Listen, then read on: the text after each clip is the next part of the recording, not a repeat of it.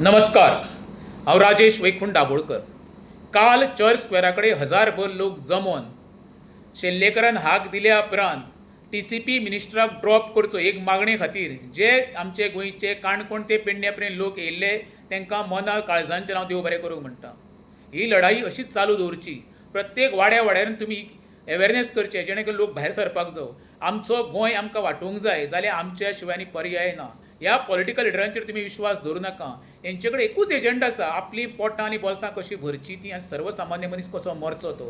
हेंचे कडेन election agenda, communal agenda आनी फक्त आपले फॅमिलीक कशी वयर काडपाचो हो एजेंडा तेंचे कडेन आसा. विचार करा गोंयकारांनो, तुमच्या तर येणाऱ्या पिळयेक गोंय तर दिसपाक जाय निसर्गान नटलेलें, जाल्यार प्रत्येक गोंयकारान आपूण भायर सरपाक जाय आनी हेचो विरोध करपाक जावो.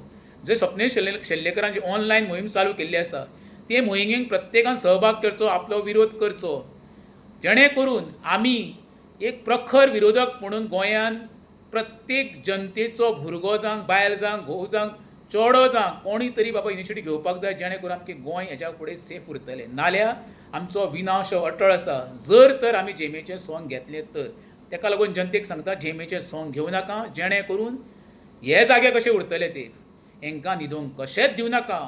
हेंची झेम पिड्ड्यार करपाक जाय ती फक्त आमी गोंयची जनता करूंक शकता. देव बरें करूं.